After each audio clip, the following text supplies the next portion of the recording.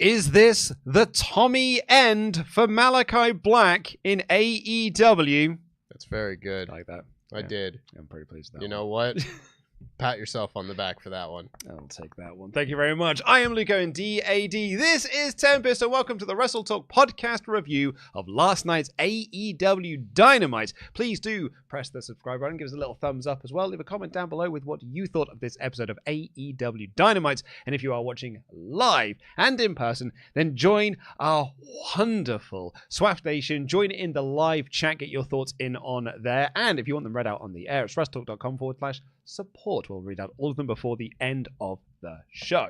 Now, our opening topic today, it's not going to be a long one. It's just like this has been sort of like the internet buzz since this match. We'll briefly kind of talk about like, you know, the match itself and such. It was Adam Cole versus Malakai Black. Sure was. You see the poster for this match, by the way? No. It was entirely black and gold. And they were like, well, this is an NXT poster for an NXT match. Yeah, I mean, they were kind of not referencing it as such, but they were like, Adam Cole has never beaten Malakai Black, never pinned, never submitted him. This is like their 7th match they've had or something, and Cole's lost all 6 of them. I find shocking. Yeah. When did the others happen? I mean, obviously, at some point, like, maybe an Evolve or... I was involved with what I said, yeah. Something like that. But I was like, that took me by surprise.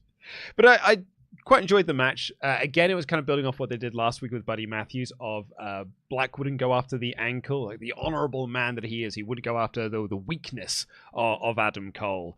But I was surprised at how little heat the match had. Yeah, I don't know if it was just that, because I didn't like this match very much. And I think in large part it felt a bit heatless, which... I mean, as far as you don't see Malakai Black singles matches hardly ever. Like, I can count them on one hand. I was gonna say it's certainly under 10. Yeah, and that's his entire run, and he's been there for like over 3 years now, and like 3 of them are against Cody. You know, but you would think that might make this feel a bit more like an attraction or something. And obviously this is a match with lots of history behind it and people like the NXT Black and Gold era. I was there for this match in Philadelphia, so it kind of holds a special place in my heart. And it just didn't have it. And I don't know if that was just anything that we just said or the way that the match was laid out or the way the finish was executed or what. But this just felt like a misfire. And that's disappointing because I was hoping to see maybe not exactly the same sort of thing we saw at TakeOver, but like, you know, this I think would have a high ceiling for match quality, and I don't think it reached it. I would agree. I enjoyed the starting of the match when they were doing their wrestling. Like, I enjoyed that aspect of it, and it was a lot of like roll-throughs and this and the other, and I thought that stuff was good. But the longer the match went on, the more I was like, oh man, there's so little heat for this match. And last week we talked about the Buddy Matthews match where the crowd were very much more on Buddy Matthews' side than they were on Cole. And I think you and I both said it was like, it's a one-off thing. It's just this one crowd. They were kind of chanting for the heels. They were chanting for the Young Bucks later on in the night over a private party at times.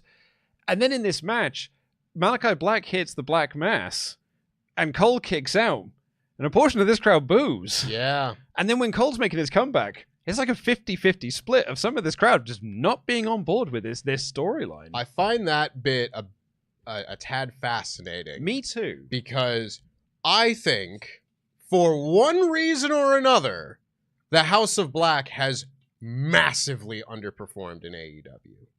I think they obviously have oodles of talent. Brody King, one of my favorite guys in the business. So great. Their matches with the Elite and at like Revolution 2023, absolutely fantastic. They are very much I liked a lot of the stuff they did on Collision at the start of this year and the end of last with like FTR, the Briscoes, or Mark Briscoe rather, you know, Daniel Garcia, the stuff that they were doing with Eddie Kingston and Adam Copeland earlier this year.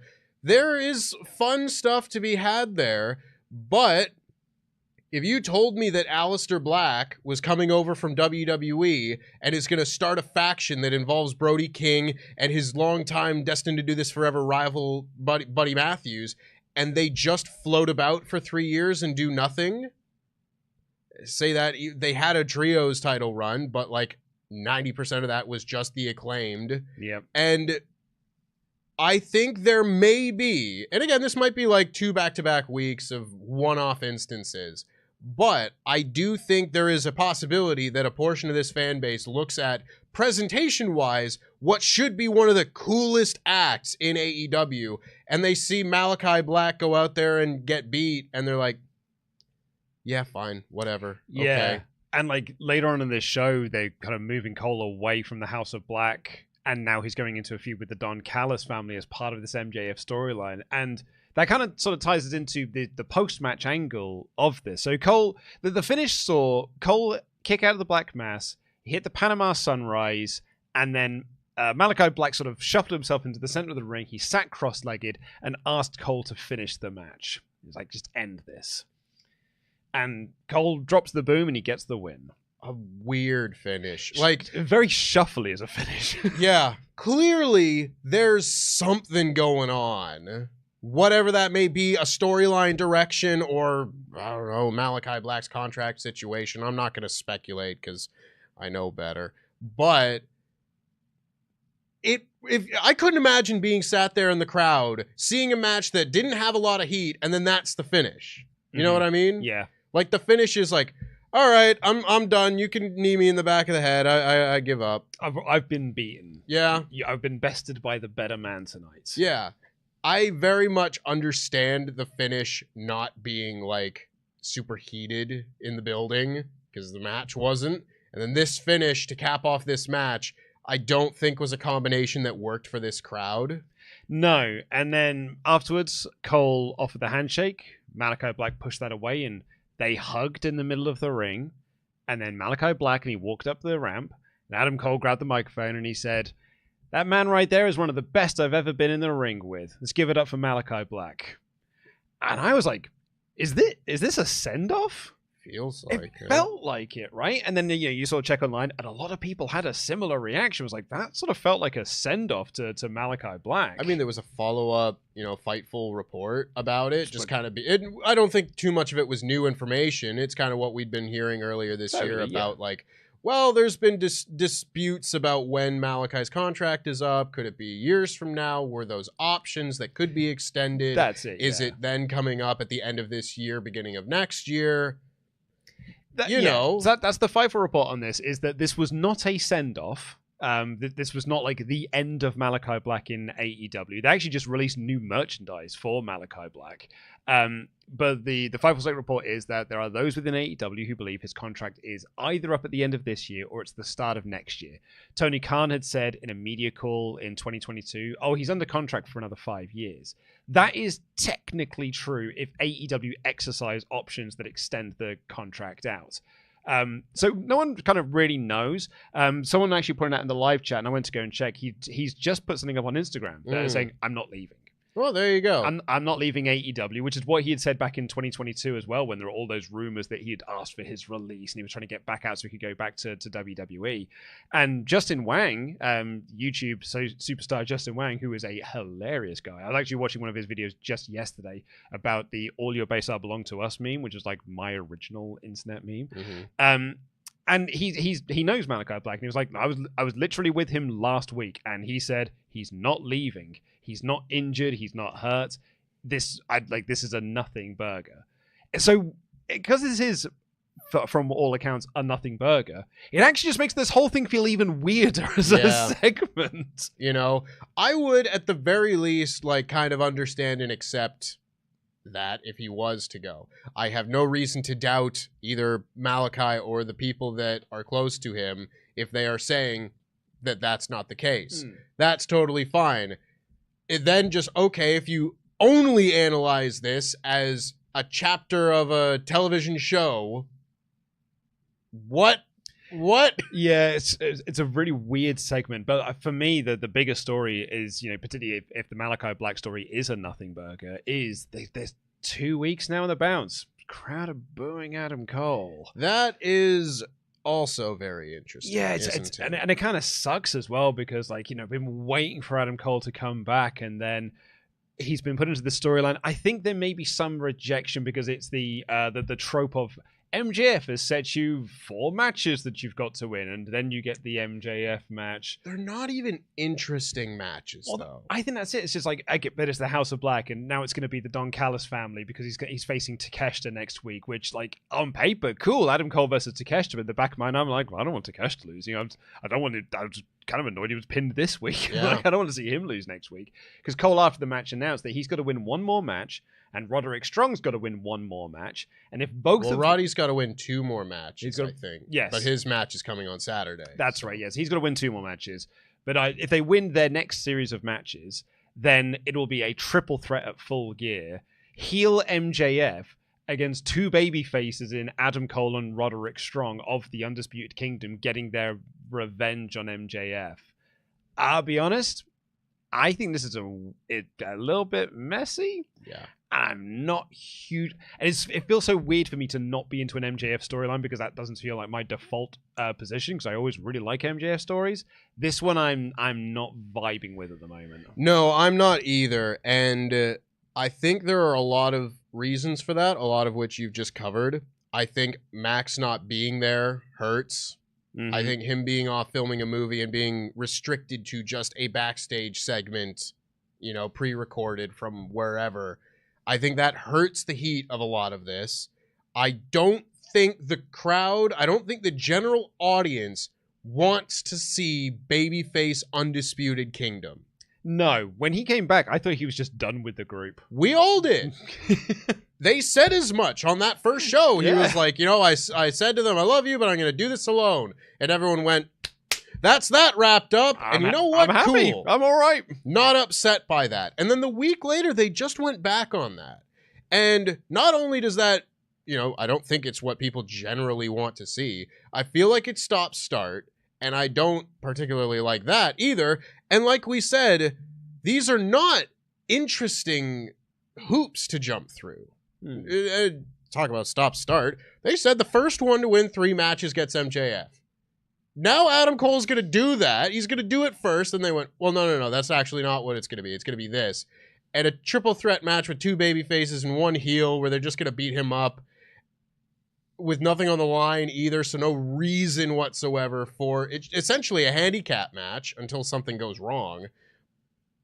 I'm not into it. I don't have a desire to see all of this play out, and the avenue they've taken to get there has not inspired me. At the very least, you look at the other times that MJF has made people jump through hoops, and you've got Cody Rhodes needing to do XYZ in order to do that. That's facing Wardlow in a cage match, the first ever AEW cage match, and my God, what a thing. It was the 10 straps across the back and chest, which to this day is one of my favorite AEW segments of all time. Those were cool. Then Jericho has to do it, and you've got Jericho versus Nick Gage. That's kind of neat. You had Jericho and Juventud Guerrera. That was kind of cool. There were things that you had to go through that actually added a little bit more. Like, okay, he's got to wrestle 3 matches. It's the Roderick Strong inclusion in it as well. Like, yeah, narratively, with him being in the Kingdom, it makes sense. And then you recall back to all the times that Roddy had kidnapped Adam Cole, and so Adam couldn't go and do the stuff with MJF, and the Adam and all this sort of stuff. It's like, well, yeah, so I guess he fits into the storyline. But I haven't seen Roddy do much with MJF, and they've both been on TV at the same time. So, like, why am I supposed to care that now that Cole's back, Roddy all of a sudden's got beef with MJF? Yeah. And aside from MJF stealing Adam Cole from Roddy, which we would later find out wasn't the case because Adam Cole and Roddy were in cahoots, what is going on with this storyline? Yeah. And I know a lot of people will try and say, we call this pre-arguing. You argue with someone who's got a counterpoint they haven't made yet, but they'll say like, oh, it makes more sense long-term story. You have this untied thread otherwise.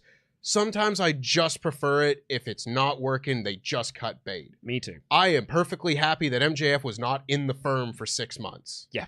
I'm happy that they realized it wasn't working and they moved on. And I think they very much could have done that with all of this and have chosen not to. And I think it's been to their detriment. I agree, yeah. So a weird segment overall, a weird storyline that I'm not really vibing with at the moment. Maybe when Max gets back, it will help. This is it, because we said a few weeks ago, this feels very much like, the MJF and Will Ospreay story from earlier, where for a while it was typical Max and Babyface doing stuff. And that was fine, and they're great workers and everything, and it helps they were both on TV.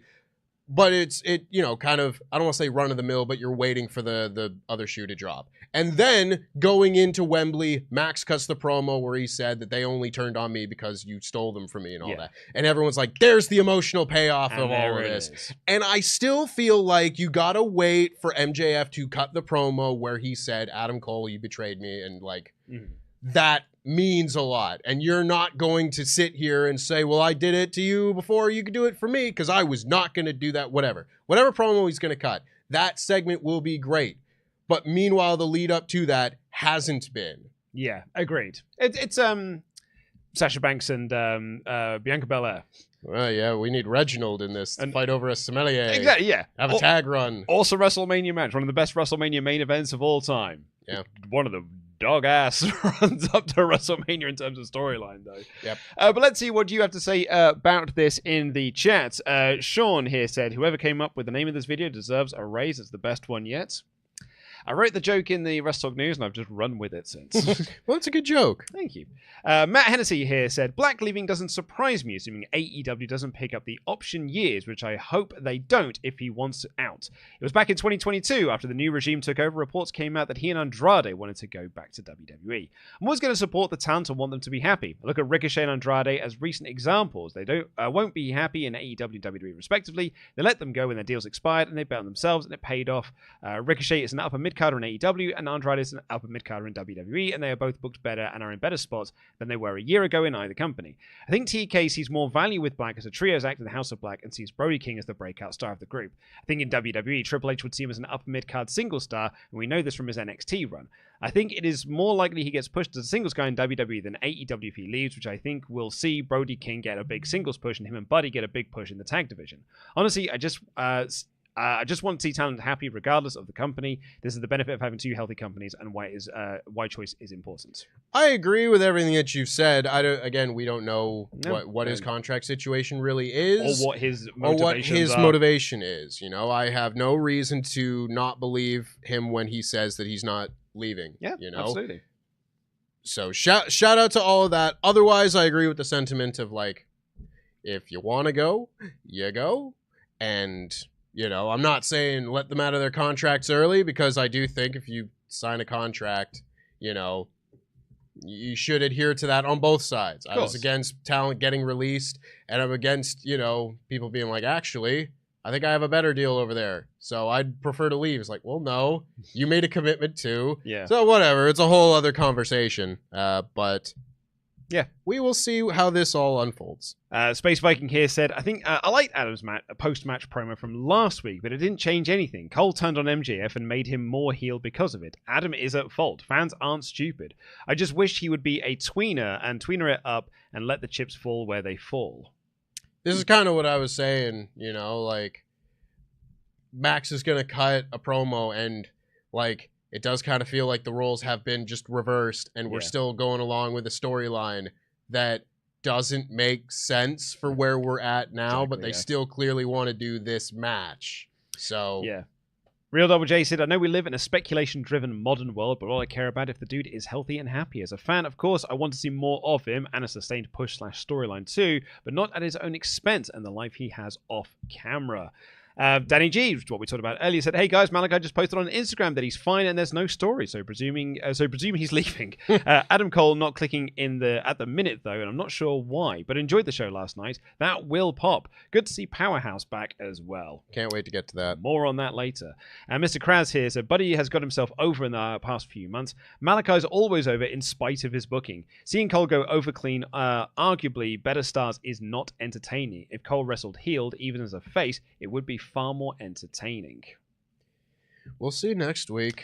Yeah. Next week's going to be the one there I'm just like, maybe they just do Roddy and MJF in a singles at Full Gear. and Cole falters on the way, and they put it off. Do you know what? Thematically, if you did the singles match of Cole versus MJF at World's End, 1 year on from the Devil reveal, yeah, that's probably where I'd want their first encounter to be. I don't have much care of seeing MJF and Roddy outside of it being like that'll be a good match. It would be a good match. You know, I don't think it's necessarily one that I would buy the pay-per-view to see and everything, but like if Adam Cole and MJF at Full Gear means that we gotta sit through Takeshita getting beat, I think I'd rather not.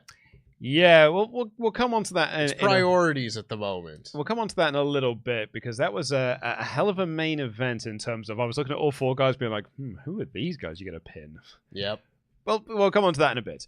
The rest of the show, we opened with Tony Schiavone in the ring to be the human mic stand, and he brought out the Hurt Syndicate. MVP immediately shushed Tony Schiavone away and let the crowd sort of like bring him in. It's like, you already know my name and you already know my associates, but I'll introduce them to you. This is the gold standard. This is Shelton Benjamin. The standard of excellence. Sorry, the standard of excellence.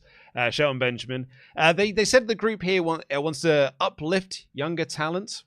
There's 2 standard promos in AEW. I'm here for the younger guys, and I'm here for AEW. I had the same thought, obviously. I'm not totally against it, because I like the idea that AEW right now has a theme. Mm-hmm. The whole show has a theme. And yeah, I do think it's a bit funny to have this heel act also having the same goal as the other heel act, but if it all comes together, and maybe they'll clash at some point and be like, I do not appreciate your methods or whatever, I think you can build something out of it. I do think it's funny, though. Yeah. He also lets us know as well the business cards is kind of like letting us know who the feuds are that they've lined up, because we've given you a business card. It's your choice. If you want to accept it, great. If you don't, you'll end up like Swerve Strickland. Mm-hmm. They showed the video clip of Bobby Lashley destroying Swerve Strickland last week. He introduces him as the almighty Bobby Lashley, so they have kept that nomenclature on him. And Swerve, they said that Swerve has made an enemy of the Hurt Syndicate. Swerve comes out looking mightily pissed off, and he's held back by the referees and Prince Nana, and Swerve just challenges Bobby Lashley to a match at Full Gear, and MVP accepts. Yeah.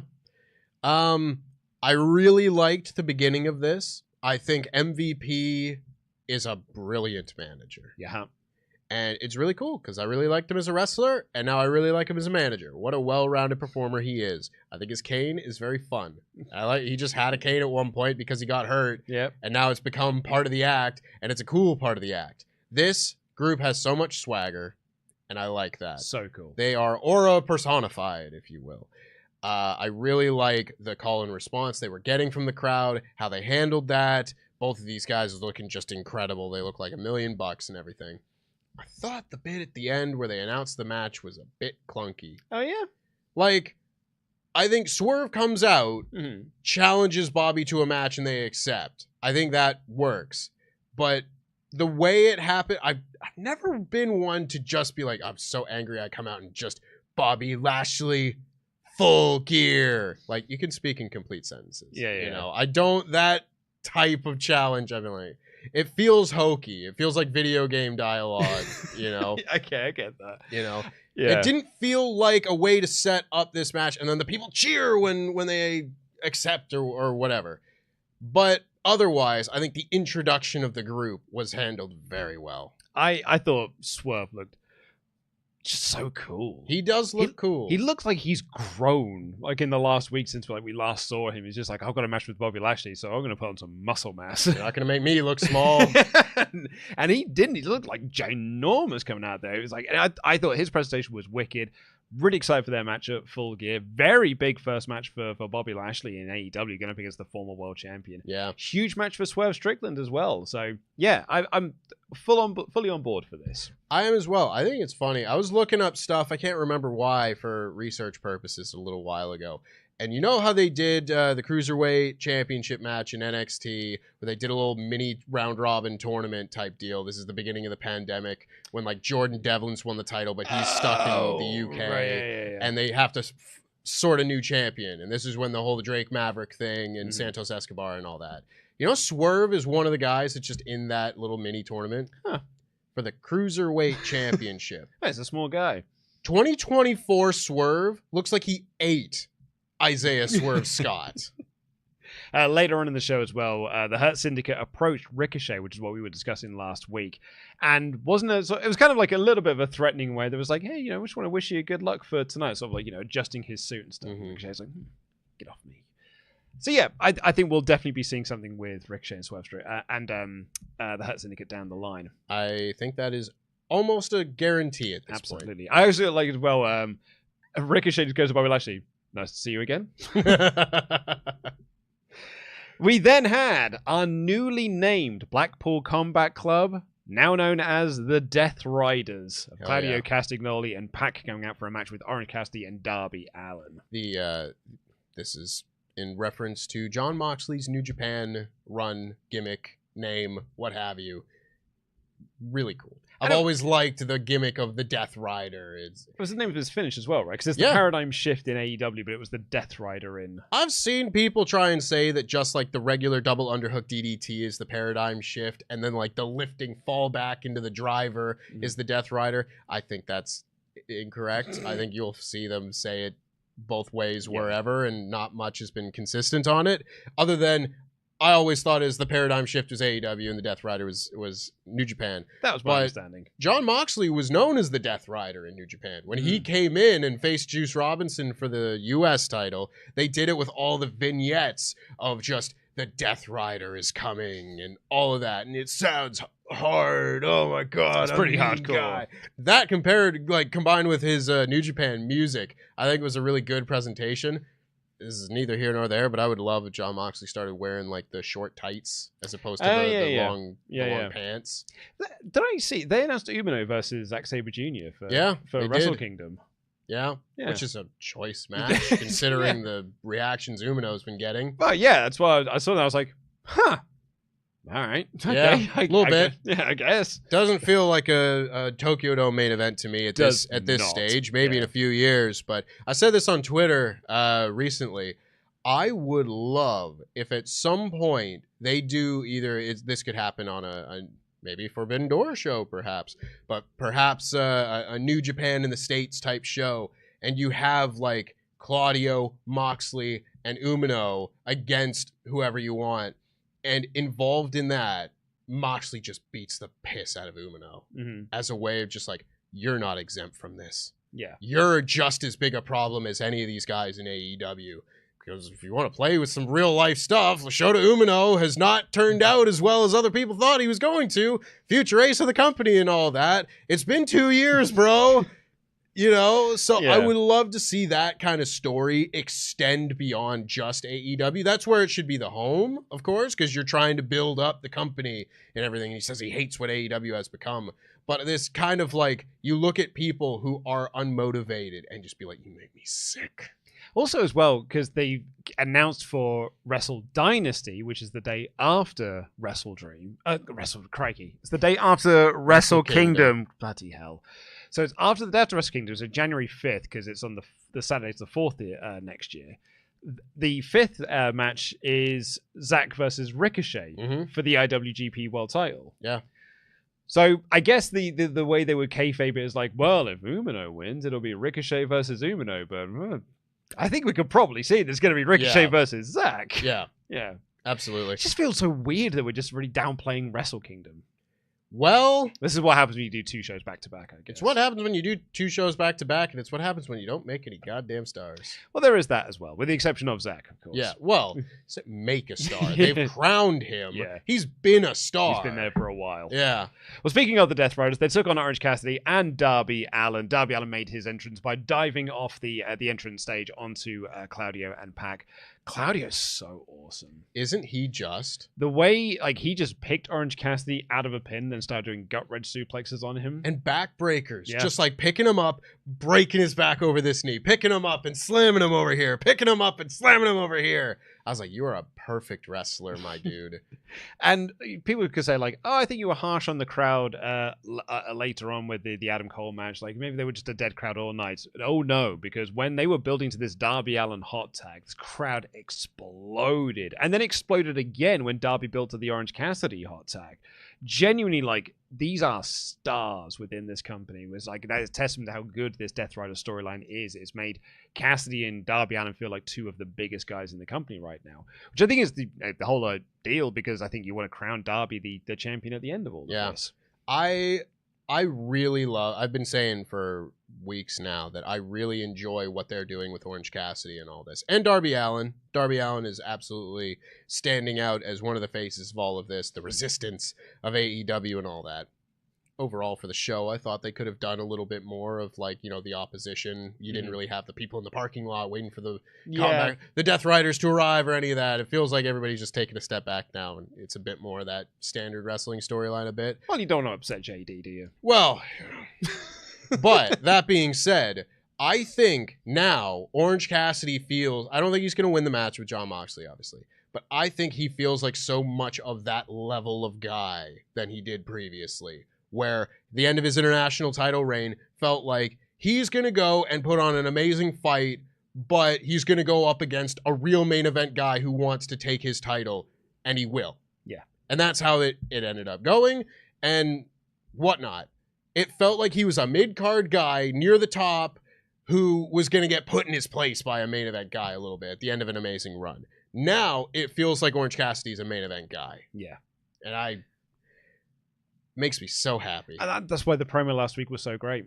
Unfortunately, the end of this match, though, is just Wheeler Yuta gets involved. Marina Shafir then runs down and boots the referee. Then Mox starts choking out OC, and the match gets thrown out. Mm-hmm. It's not a DQ if a match gets thrown out. But yeah. I think you've just rebadged that one. Sure.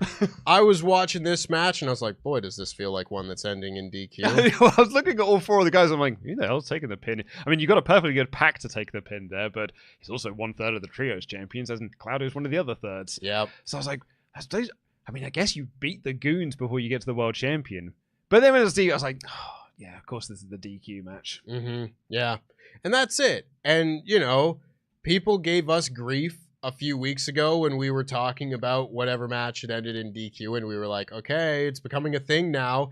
And it does kind of feel like you can expect to see a DQ either every week or every other week on Dynamite. It's always in the Blackpool Combat Club matches as well. Yeah. It's always them. You know, and you can say that you can't, you know, apply WWE criticisms to AEW and all that, and I will argue that we are not. That this is now an AEW thing. Yep, sure you is. know? And sure, it's maybe not one that's been built up over years and years. It's not a decade's worth of DQ finishes on Raw, but it's a few months worth.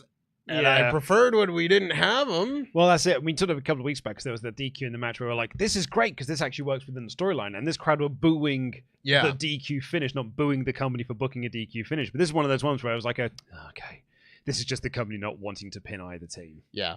I will say, to bring some positivity back to the match review, they did a deal where they hit the Stundog Millionaire into a code red, and I leapt out of my seat.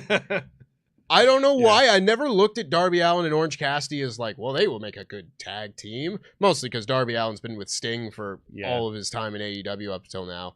But they had a lot of offense that flowed together very nicely, and I would not be upset to see them team together again. They laid out Orange Cassidy and Darby Allin. They launched Darby Allin into that ring post, and Yuta hit the Psycho knee on Orange Cassidy. The Conglomeration then ran down for the save. They later, Death Riders had a promo where Mox was like telling to Orange Cassidy, was like, Willie Yuta owes you nothing. Like, oh, just because you gave him some rides places, because you let him sleep on your couch, he owes you absolutely nothing. Money doesn't buy loyalty. A cause buys loyalty. Darby Allin, I am disappointed in you. Maybe you should stop playing the thing you claim to take so seriously. It's great. I really am into Jon Moxley now. He's so good. He's the best right now. I was saying for a very long time leading up to this Death Riders storyline that we hadn't seen Jon Moxley in a storyline for over a year. it's like the last real story that you had seen was like the Orange Cassidy match last year. Yeah. And even before that, then it's like, elite multi-mans, and I don't really know why they were fighting each other. They were just on opposite sides and all that. Yeah, You're making a mockery of wrestling, whatever.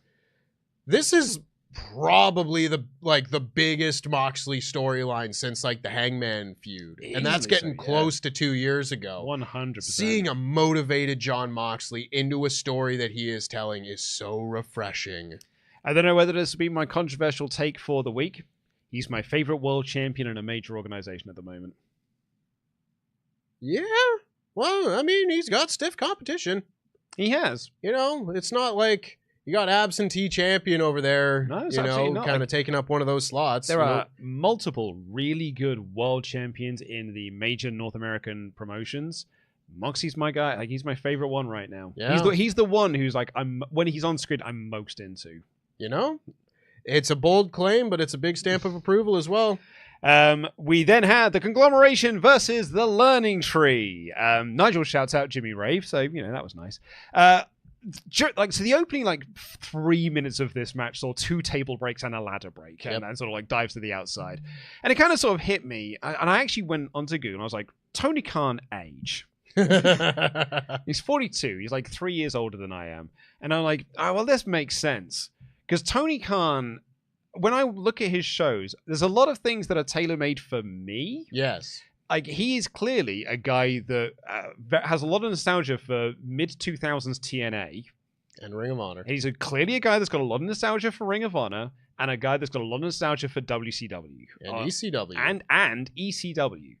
So I was watching this, and I'm like, oh, right. This kind of feels like a match I would just see on Impact Wrestling in the mid-2000s, which was just like, we got to try and get people to keep watching the TV. So do a hardcore match where a bunch of guys just hit a bunch of other guys with a bunch of stuff, and none of it really matters, then a finish happens. Doesn't really matter, but you get to ooh, and you get to R, and you get to pop, and you get to ooh, and you get to this for the table breaks. You know what? It's fine with me. Fine with me. That's a variety pack show. Here's your big fun party match. It's okay, maybe this is my most controversial thing I'll say. This is the thing I've enjoyed about Chris Jericho in 2024, is I didn't mind the FTW run because he just had garbage wrestling matches every week on. I was like, him versus Shibata in their garbage wrestling match was wildly entertaining. Sure. And Jericho has just been doing the garbage matches, and I've enjoyed the garbage matches. Yeah, I enjoy this match, probably in no small part due to it being limited to 1/6 Chris Jericho. That's it, yeah. Mark Briscoe is certainly my shining light in a lot Absolutely. of this. And I would imagine we will see Tomohiro Ishii versus Chris Jericho for the ROH title at Full Gear. Yeah. That are on TV before then, but I'm like, you know what? That's a solid enough pay-per-view match. It'll be at the pay-per-view. It's a Jericho match. People rave about the Jericho and Ishii match from a couple years ago, and yeah, it was great. I hope they can rekindle that. And Ishii gets the pin here, so that only leads more into that being the more than likely direction. I also just want to say I really like Brian Keith. Yeah, that's no secret, but he's great. Yeah, he was great. I thought Big Bill was great in this match as well. What's it on his trunks? He's too much man. Which is a Tony Schiavone line from commentary, and he's got it written on his butt. And they had a shot of that because him and Kyle O'Reilly did a deal where they jumped off some production crates through Kyle O'Reilly choked him out and they fell through some tables. And it says, too much man, credited to Tony Schiavone. Yeah. And Excalibur was like, how do you feel, Tony, about your... A very fun little detail of it all. I really like that. Yeah, and it's because it is Ishii and Jericho as the direction, even though Mark Briscoe did the most spectacular thing in the match, which was a froggy bow from the top of the ladder, from the tippity top of the ladder as well, that Jeff Hardy tippity top of the ladder through a table. Brian Keith had to break that up because Tomohiro Ishii needs to pin Jericho because that's the match we're building to. Yeah. Even though the Mark Briscoe one would have been the more spectacular finish, that's not the match we're getting to. So Tomohiro Ishii needs to do his move instead. Yeah, you know what? Fine with me. I love Tomohiro Ishii. Me too. I think I was like, I thought when Ishii got the pin and he held up the ROH title, I was like, oh, maybe they'll do a deal where Mark's going to look at him and be like, actually, no, I want to win that belt back. And you can maybe do a little... And Mark was like, hey, you go, man. And I'm like, all right, cool. Nope, let's just move on to the next segment then. The friendliest maniac you've ever seen in your life. We then had Adam Cole versus Malakai Black. Kyle O'Reilly was watching from backstage as well within all of that. So still doing some Undisputed Era stuff because with Roderick Strong. MJF then made the phone call to someone saying that you need to pay someone else a visit. We also got announced that we're going to do a series of tag matches, and the winners of those tag matches will then become a part of a fatal four-way at Full Gear for the AEW World Tag Team titles. I think this had been like announced during the previous week at some point, either on Collision or on TV. And yep, I'm not going to say I don't have high hopes for Private Party as tag champions. Obviously, it's very early. However, this being the first one, I was like, this feels a little bit like, you know, the Guns have just won the tag title, so let's put them in a four-way so they don't have to go two-on-two with another big team and beat them because we don't want to beat the big team. That sort of thing. That's just me being like, oh, God, I need them to actually make a top team out of this run. Yeah, because this is a division that desperately needs. Yeah. Particularly as well with the Bucks now gone for a bit. You know, and I'm sure we'll get there. I'm sure Private Party will have a match with FTR or whoever you want to do at some point in the near future. And I'm sure it'll be great. And I would love to see Private Party win. I am just very much hoping that is the long term, and this is just like, you know what, it's too quick to shoot an angle for a big serious 2-on-2 tag match at Full Gear. Let's put it together as a four-way, have a nice fun match, and that'll be that. I think is totally fine. Be a great big party match. Likely the Outrunners will be in there. I'd imagine FTR will be one of the teams as well. So there'll be some like great stuff with them, some great interactions. Yeah, maybe they do the FTR turn on the Outrunners at the end of that match, and then you can heat up FTR as a big heel tag team challenger for Private Party at the end of the year. By the way, actually, AEW, if you are watching, and you know, of course you are, why are the Grizzled Young Vets on Ring of Honor? Well, they had their moment at Wembley. I suppose. Yeah, well, yeah, I guess that's what it is. They had their moment at Wembley, and then they had a match with FTR. And now we haven't seen them. They're not a popular duo these days, I've found. Oh, Grizzled Young Vets? I think a lot of people have gone very cold on the Grizzled Young Vets. Oh, really? I've always been very nice when I've interacted with them. Well, yeah, I'm sure they're lovely individuals. But I think they need strong rehabbing in a lot of people's eyes right now. Oh, I see what you're saying. Okay, yeah. Renee interviewed Jay White backstage, and he doesn't really get to speak much because the unhinged Hangman Page just charges in to attack him. It was awesome. They had a massive brawl like into the crowd and stuff. Page gets White's ankle between two guardrails, and he's about to smack it with a chair, but Juice Robinson makes the save. They chase Page down to the ring. Page then bails into the crowd, and White cuts a promo saying that he's really going to enjoy beating up Hangman Page at Full Gear. You can't leave me behind because you've never been in front of me. Good line. Great line. He also kind of gave you the, not so much a stipulation for the match, but certainly the finish he's looking for, where he wants to be the first guy to make the Hangman tap out. I'm interested to see it. I have feelings about this now. And I don't feel particularly strongly about it in a sense, but now that both Hangman Page and Swerve Strickland are appearing on the same show, I do find it strange that that's not being addressed. Like, if this was a Hangman and Jay White feud whilst Hangman has killed Swerve and he's off TV, I think that makes a lot of sense. You know, oh, you got in my way, and now you're going to get some too. But now they're just still going, and Swerve he's backstage.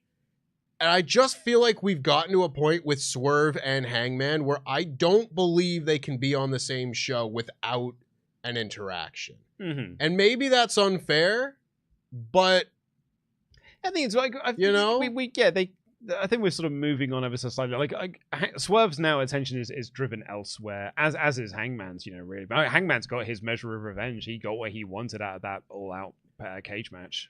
I suppose so, and that would be the answer. That again, I understand that, but my feeling when I watched it was like, this is going to consume Hangman and it'll never be enough. That, I think, was the story that they were telling, or I would like them to have been telling if they aren't, is that he doesn't feel better after the cage match. Yeah. And for a while then he needs to keep doing it because he thinks revenge is going to make him feel better. And that's when you realize that no, cowboy, that's not cowboy S-word. That doesn't make you feel better. Revenge is poison.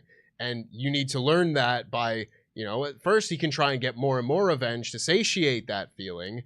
But, and I guess maybe that's what they're trying to do with other people and that. Yeah, he's going after other people. Like, he's targeting his revenge elsewhere.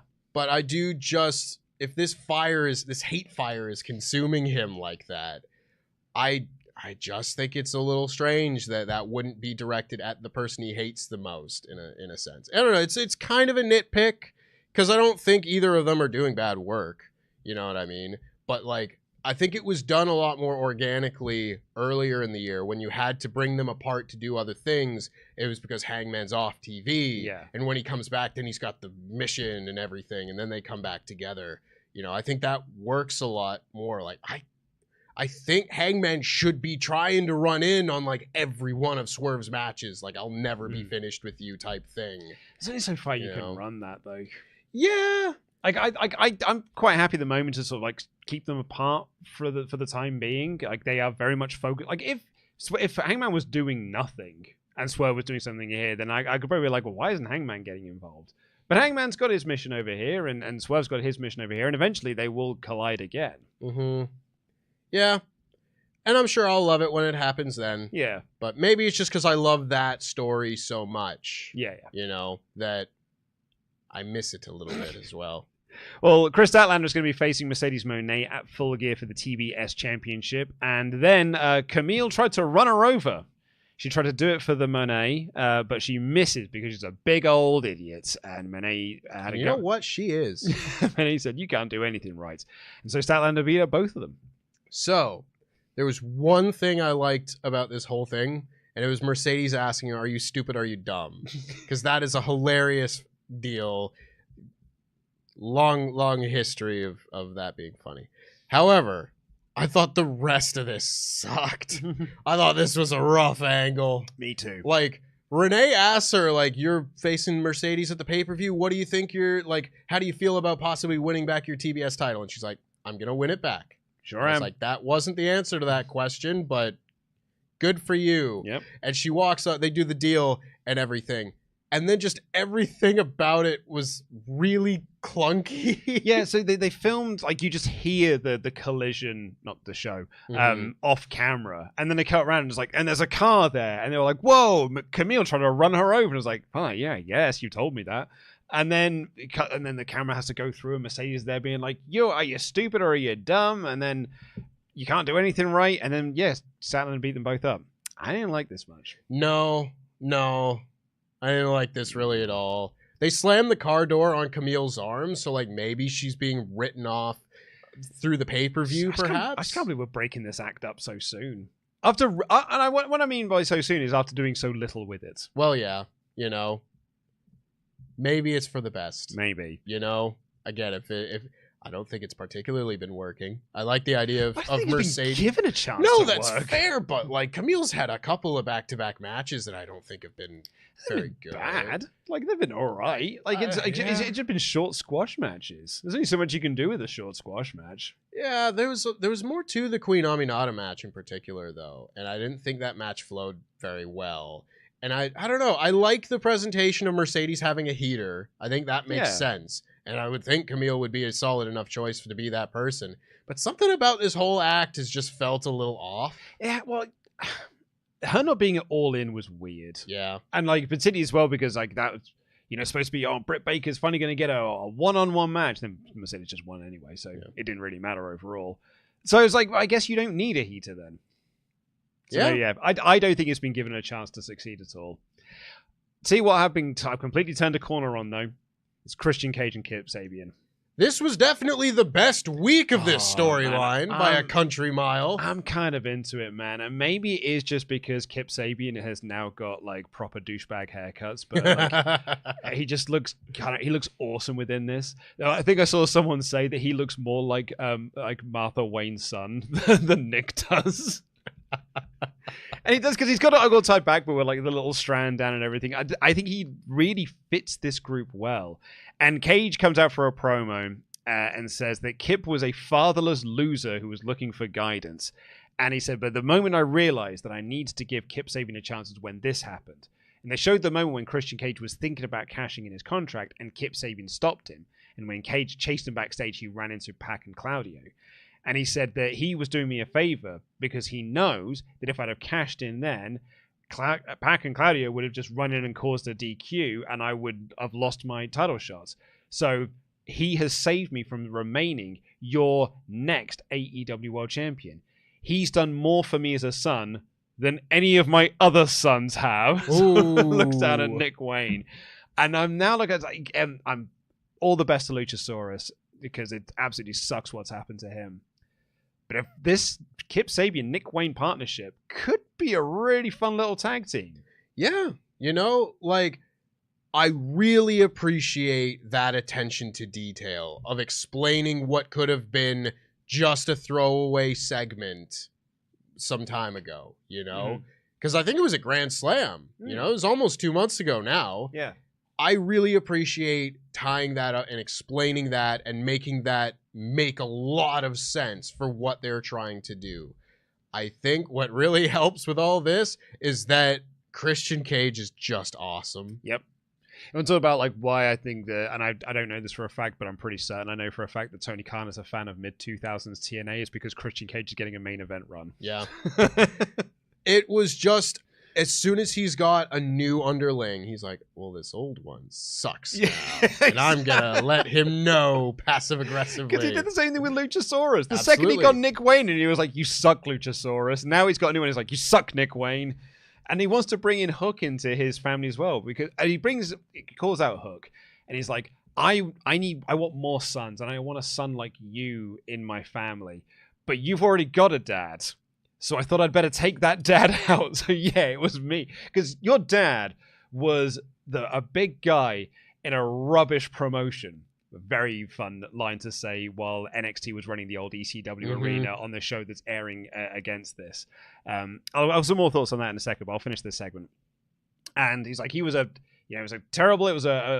rundown promotion that no one really likes. And then he came to the bright lights and he couldn't hack it so much that he hung up his boots and he sat behind the announcer's desk. Is that what you want from a father figure? And you know what's funny, Hook? Is when I was beating up Taz in that parking lot, he saw my face. So why didn't he tell you that it was me? I'll tell you why. It's because he knows that you need a father figure like me. A work of art, this man is. Awesome. I will say, I was, I guess, not swerved, but when they walk past the three security dudes who have like the robber mask, the ski mask things over their faces and black gloves on, I was like, well, one of them is clearly Hook. And he'll call out Hook, and the music will play, and he doesn't answer, and he'll turn his back and cut a promo or whatever, and then he'll take the mask off and run to the ring and beat them all up. And then Hook just came out. I was like, why are they all in ski masks? Well, but as well, because Hook then runs down to the ring. Christian was like, I'm glad that I attacked Taz, but I wish he was dead. Yeah. And then so Hook runs down to attack them. The patriarchy bail. And Hook then lays out the security. But in the process, his hood goes up. So he just looks like all of the security guys that are in the ring. And I was like, are the security beating each other up? It was like, did they just not have any extras for this show? So they just needed three members of the roster that can't be seen as who they are. Quick, just put a mask over them. It's that Top Flight. Yeah. One of them did a big flip. We then had the reveal that Don Callis is the man that MJF sent a massive dude to be like, here's some money. And he left a voice note for him that was like, if you can take care of Cole, there'll be more money for you. Here's the Dynamite Diamond Ring. Don't get any scuffs on it. Yeah, that is some classic MJF segmenting. It sure is. We then had an absolute sprint of a match because there's not a lot of time given to it. Penelope Ford took on Jamie Hayter. They were like, this match is 2 years in the making. When less than 5 minutes. One segment. This didn't even get an ad break. And Jamie Hayter gave a lot to Penelope Ford. And I actually thought Ford, considering she's only had like 2 matches in the last 4 years, looked really great. Or 2 years, I should say. I thought she looked really good in this match. for the amount of time they had, and Jamie hit the Haterade and got the win, and that was sort of it. Yeah, I like the finish. Like, the finish was a good sequence of cool moves. That's all I can say about this. That's all there is to say about it. What are we playing at? It's been over 2 months since Wembley. Yeah. Jamie Hayter is the best thing in this place. Why are we not treating her like it? Everything is on hold until Tony Storm comes back, and I can't fathom why. I can't wrap my head around And I was starting to get so frustrated with this, because this ended, I was like, crikey, I guess that's that then. Like, that's all we're doing for the women's stuff this week. And then they announced Mina Shirakawa's on the show next week, and at the end of the segment, it turns to black and white, and I literally was like, finally, I think something is going to start next week. And that is inexcusable to have waited from full till All In until now to do something. But I was just clinging on to, was like, well, at least next week something will happen. Yeah. It's inexcusable. I completely agree. From where we were at Wembley to now, it is a drop of 100 points. It's nuts how much the quality has dropped. And I guess in the creative minds, it's, well, we don't just want to put Jamie Hayter back into a title picture that she's going to lose. Which is certainly one way to look at it, but I think it would have been better than doing nothing. Yeah. Sometimes people lose, and it's okay. Completely agree. Tell you what, though, this got me hyped. This got me real excited. Because everyone was like, what's going to happen to Kazuchika Okada now that the Young Bucks aren't here? Well, I'll tell you what's going to happen to Kazuchika Okada. He's going back to being Kazuchika Okada. Which is a very exciting prospect. This was just like, this was not bitch Okada. This was just, no, this is the Rainmaker. This is the Okada that you knew from 2 years ago. And he just stood there and he looked awesome. And he was like, I'm going to be the greatest tournament wrestler of all time. And I'm going to win this tournament. It's going to be my 5th one. And the Continental Classic's coming back. And I was like, fuck yeah. I feel like everyone is just speaking Kazuchika Okada versus Konosuke Takeshita into existence. I've seen some people say that should be at Wrestle Dynasty and do it in the Tokyo Dome instead of World's End. I was going to say, I think I'm off the train of doing it at World's End now. Yeah. I don't think either. I think they're on 2 separate paths. Yeah, and I think that's fair. You know, that's totally fine. But I'm looking at this, and boy, you want to just absolutely put the heat back on a guy in 5 minutes. It's Jim Ross being like, he's one of the best wrestlers I've ever seen. Yeah. And he'd be in the top 5 of any educated fan's list of the best wrestlers in the world. And he might be at number 1. And I was like, damn right, Jim Ross. Damn right, Jim Ross. I mean, I'm excited for the C2 anyway, but like, it's getting that first taste is like, it's coming. That's it. Soon. I know. And because it was Okada making it, and it wasn't comedy Okada, this was super serious Kazuchika Okada, I was like, oh yeah, oh, I'm in. Mm-hmm. Give me the C2 and give me Shelton Benjamin in it. I then write in my notes here, you know, I'm going to be eat some crow, because the opening they were announced, it's going to be the Don Callis family versus Ricochet and a mystery partner. Mm-hmm. And I'm like, look, I'm not thick. Like, you know, I know what's coming here. I'm glad you kept it a mystery. I think it'll be a fun pop when it happens. The Don Callis family versus Ricochet and Will Ospreay. I'm a smart fan. I could see these things coming. And then it was Powerhouse Hobbs. And I was like, whoa, cool, okay, great. I guess it's not Will. Don't try and predict what the magician's gonna do. It's rude. I know. And I was like, this actually, I like the fact that I was so wrong. Yeah, but because I thought there was a solid chance that it would have been Mark Davis. Yeah, well, that was the other thing. Is I could have been Mark Davis. I was just so pegged. I was like, that's gonna be Will. Of course, it's gonna be Will. No, you know, I'm a smart fan. I know these things. But I was super pumped that it was Powerhouse Hobbs. I thought that was rad. They made they did it for a storyline reason. Powerhouse Hobbs is no longer under contract with Don Callis. They had some really good stuff in this. Ricochet doing the moonsault off of Hobbs' shoulders to the floor. So awesome. Was nuts. Adam Cole was watching this from backstage because he's now in with the Don Callis family feud.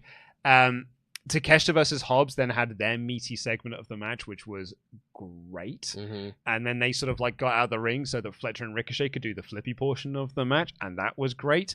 However, I leapt out of my seat and literally had my breath taken away from me when Ricochet flipped out of that wheelbarrow German suplex and landed on his feet. I was like, I don't know how you did that.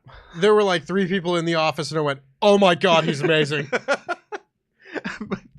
It doesn't feel like, because I could just do a German suplex and you flip out of it. but it was a wheelbarrow German suplex. Yep. I don't know how you managed this. He is otherworldly. He is one of a kind. He's the one and only. It's one of the most insane things I've ever seen, and I loved it.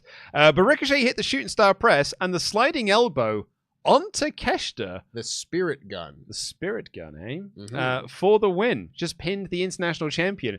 And it was about sort of like just moments before that, I suddenly looked at all four guys and I was like, who are you pinning here? Because Ricochet's the new toy, so you don't want to pin him.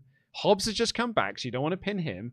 Fletcher is your newly turned heel, so you don't want to pin him. And Takeshita is your international champion, who you're promoting around the world with other promotions. Probably don't want to pin him either. And they went with Takeshita. And I think it's one of those deals where it's like, it's okay for people to get pinned and people to get lose. But also because they got the Adam Cole announcement for next week, I'm like, I don't want to see him get pinned twice in 2 weeks. That is where I'm watching with bated breath. Because this, in a vacuum, I think is fine. I think absolutely of the four people here, pinning Takeshita accomplishes the most, because you're going to do Ricochet and Takeshita at Full Gear, and it's going to be great. If it wasn't just that we have a big singles match next week looming, where I'm like, well, he's not going to lose that match too, is he? Then I would, I wouldn't be cagey about this at all. I just want to put over, because this match I thought was fantastic. I'm so happy to see Powerhouse Hobbs back. See him back as a babyface is interesting. I'm really curious to see how that goes, because I think there's every chance that they run him as a babyface and people can get behind him because he's a very charismatic individual and he's a great wrestler. I could see him turning back heel in a month's time. Maybe he joins the Hurt Syndicate. There's a bunch of different directions that they could go, but like seeing him back in the fold makes my heart happy. I want to put over Ricochet's a big deal here. I know it may seem a little funny considering the last 4 years of WWE and how they've presented him a lot of the time, but they are treating this guy not like he is a cast off of WWE who was beaten into powder and all of that. He is a star, and he is an upper mid-card guy. Someone who can beat the international champion. And you know what? I don't think he's going to beat him for the title at Full Gear, but I think they want you to believe that he absolutely could be. And I would not be surprised whatsoever if he maintains that level of protection. Like, you're not going to see him get pinned a lot going into the start of next year, I don't think. Particularly with him challenging Zack for the title at the Tokyo Dome. Absolutely. He's going to be someone that they protect. And maybe it's just because it's been so long since I've seen Ricochet treated that way, but I'm watching it and just going like, no, it is okay that he's pinning the champion. It's exactly it. He is the big star of this match. Yeah. And that's cool. And it is fine to take pins within matches. Blackpool Combat Club. But it's, I think when I had the pause, it's because they'd already announced the Cole match that made me go like, You're not doing this 2 weeks in a row, are you? You get one. Yeah. You're allowed one. I don't want to see my boy pinned twice in 2 weeks as the international champion, because I don't think that does a lot for anyone, really. But let's see. We could be surprised next week. Maybe that'll be the DQ match of the week. Maybe he'll just beat Adam Cole and they do Roddy and MJF at the pay-per-view. I saw some people pitch this idea of just like, oh yeah, why don't you just, like, because when people thought it was going to be Brody King as the third match, like Brody King just goes out there and bodies him. Yeah. They do like a Brody Lee, Cody Rhodes type match. Yeah. Where he just beats him. Like maybe you beat him in like 4 minutes. Do it quick. Like his ankle's really bothering him, but he's going to give it a shot. And then you run up against a monster and get absolutely smoked. Yeah. I could see it going that way with, I don't necessarily think he's going to lose in 4 minutes to Takeshita, but I could see him losing, full stop. Because Takeshita's going to take advantage of the ankle. Yeah. Like Malakai Black and Buddy Matthews wouldn't. Buddy Matthews did when he was in trouble, but Malakai Black wouldn't touch it. Oh, Takeshita will. Takeshita will go after it. And after the match, Fletcher hit Ricochet with a chair. And then the United Empire's music hit. Mark Davis ran out to get into a shoving match with his Aussie Open partner. And then Lance Archer and Brian Cage attacked Mark Davis. Adam Cole ran down to a brawl with Takeshita backstage. And then Will Ospreay ran down to make the save. and they kind of all hit some moves, and then Fletcher just about ducked away from getting the hidden blade. And you sort of look at this foursome in the ring, and it was Mark Davis, Powerhouse Hobbs, Will Ospreay, and Ricochet. And I'm like, hot dog, that's cool. They're probably going to have a fun 8-man tag, and I will just be losing my mind for it. That is a hell of a party match. That is a party match right there. I can't wait for that. Like that was a very fun ending of a wrestling show. Where everybody it's one of those like bait and switch, like you think it's gonna be you think it's gonna be Will Ospreay, but it's not. It's Powerhouse Hobbs, and everybody's like, "Wow, that was a big surprise." I guess Will's not coming back yet. And then at the end, it's like, "Nah, you can have Will Ospreay too. You can have all of the cake tonight. Cake for dinner." It was awesome. I thought it was a very fun episode of AEW. I said I was going to say something about NXT, which I broadly enjoyed. It's on the lesser ends of the ECW tribute shows that I have seen, because like it's Little Guido. Nothing against Little Guido, but it's like, yeah, great.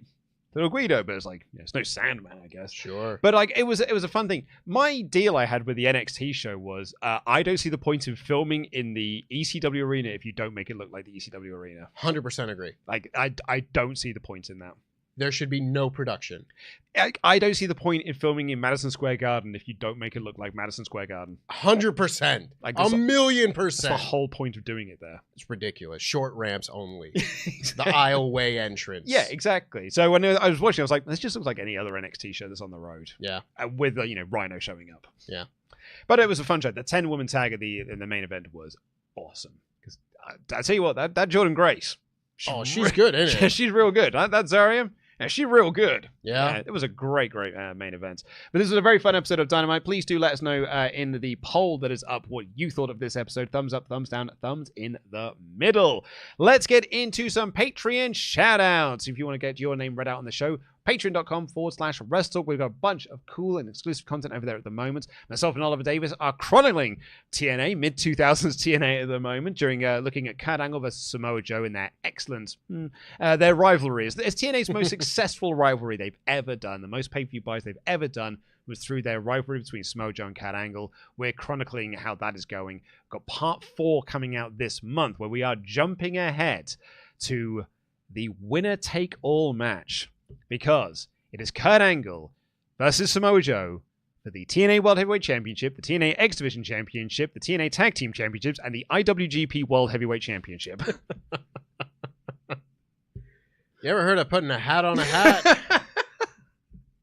And also, Karen Angle is there. And she actually, you'll be surprised, plays into the finish. Mm-hmm. But anyway, let's get into some Patreon shoutouts. If you are one of our backers at a certain level, you get your name read out in the show like these fine folk. The Balding Brummy, Brett Linforth. Yeah. Big Jiggy, Josh Martin. Yeah. Abominable, Michael Abbott. Yeah. King of the Conquest, Stephen Mullenix. Yeah. The Machine Gun, Alex Anderson. Yeah. Go Ace, the Ace of Spades, Adrian Santilli. Yeah. The Cleaner, Kenny Shaw. Yeah. The British Bulldog, Philip Boyd J. Smith Jr. Yeah. The Roller Coaster, Robert Acosta. Yeah. Yeah, Adrian. Rocky. Yeah. He can last Sean Fur longer than you in the ring. Yeah. And Starbucks, Stephen Costa. Yeah. That is your Hall of Fame shout for the 7th of November. You see that Davey Boy Smith Jr. won the All Japan title? I saw something about Davey Boy, but I didn't actually see what it was. Yeah, he won the Triple Crown Championship like this weekend. I'm sure Eddie Kingston's thrilled. Yeah. I was just like, that's neat. Yeah, it's neat. You know, you know how you said that Tony Khan likes his eras and we'll just put things back together or whatever? I really wanted for a time them to bring him into AEW so they could do the Killer Elite Squad again with Lance Archer. It's such a fun tag team. I don't care if it was a tag team from like a decade ago now. When I first started, when they started getting English commentary on for New Japan shows, that was kind of when I started to get into it. And they showed up and I was like, is that Lance Hoyt? It sure was. Because I knew the Bulldog was. Let's get into the rest of your Ultrachats. WrestleTalk.com/support. Ding, ding, ding. This is your last call. And EJO says, G'day, EW. Just want to express my profound disappointment at the booking of the women's division in this week's show. A 4-minute limited match and a poorly executed angle backstage is such a bummer. Do better, do better. Keep saying it, do better, do better. Yeah. I said this in the edited review. It's like I don't want to sound like I'm a broken record because I feel like I just say it all the time. But yeah, do better because like it is inexcusable at this point. Felt like we were almost there. We were going all in. We were there. Yeah, felt like we were firing on all cylinders. And it was like, oh well, Mercedes is here. We've got to try now. So they did, but then they don't. Kevin here said so. Kamille Mone tried to run over Kris Statlander. Kris Statlander got up and fought them back, and Security's like, well, that's enough, Miss Statlander. You need to go. What? She almost got run over by a car. What do you mean? Yeah. I suppose that is still their job, but I do think it's hilarious. I also just think it's mad that, like, if you had told me, you know, Mercedes is showing up in AEW, give me a list of the matches you want to see most. Kris Statlander would be on the list. But I just, like, I'm sure it'll be a good match. Yeah. But how have we gotten here? This build has been rubbish. Mr. Kraz here said, I'm actually intrigued by Adam and Roddy because I have no idea where it's going. Accidental intrigue? Also, I'm so glad Mox's music has changed. When he came out to Wild Thing, it gave me vibes of Randy Marsh from South Park fighting at Stan's baseball game. Shout out to Major League. Cameron P1 said, I'm definitely biased because Cole was one of the reasons I got into wrestling outside of WWE with his Ring of Honor World title run, but I don't have too much of a problem with the story. He's more comfortable as a heel, but I do love him as a face. To each their own. You know? And absolutely to each their own. Like, I don't think that he works badly as a babyface. I think he's, like, you know, probably better suited as a heel, but he's a great babyface. I'm not vibing with the story right now. Yeah, I completely agree. Space Viking said, Darby totally could have taken the pin loss, right? Nah. Hey, he's probably going to win the world title. Like, not soon. Yeah. Cameron B1 said, hey, lads, loved both shows last night. Kind of wish Blood and Guts didn't just happen because I'd love to see this Don Callis family go into it. It would be super cool to see, but we shall see where we go from here. Love the podcast. Well, we love you, Cameron P1. He also adds C2 predictions. Anyone you want to see in it? For me, I'd love to see Buddy Shelton, Takeshita, Commander, Beast Mortis, Briscoe, and Bowens. That's a great shout. All of those guys would do awesome in the tournaments. Beast Mortis is a great shout. Yeah. Put Brody King in there again. Always love to see more Brody King. Shelton, obviously. Would love to see Bowens as one of those guys. I don't know if Brian Keith is necessarily that level at this point, but like I'd love to see Brian Keith get an opportunity to just go off. And then otherwise, I don't know. Maybe you give Daniel Garcia another run in there and he can kind of like have a better performance than he did last year, and that be kind of his story of his progression. I also want to point out, we kind of glossed over last week, didn't really make mention of it. His backstage deal with Jack Perry, where he's like got him there. Jack Perry had the line of the night there, where he just calmly looked at him and went, they used to dance for me too. Yeah. And that's what Daniel Garcia was like, man, get out of my face. And they moved off. And I was like, I really do think we should have mentioned how awesome that segment was a little bit more. Because they didn't follow up on that at all this week, but that's fine. You know, they'll do stuff elsewhere and they'll continue on. But that was so great. And I think it's going to be emblematic of where we go for the rest of the year. And I would like to see Daniel Garcia in the C2 kind of getting his win back from last year. I would too. Takeshita is one of the guys I've had down. Shelton Benjamin is a guy I'd love to see in there as well. Buddy's a really good shout. Yeah. Raphael here said, hot take. I do think they can do Roddy and MJF and Cole O'Reilly at Full Gear. I do think they'll do Roddy and MJF versus Cole and O'Reilly at Full Gear, since Carl's been staring at him for weeks on end. Also, I think they're making a concerted effort to make Collision at the women's show because that is where most of the feuds are. That's cool.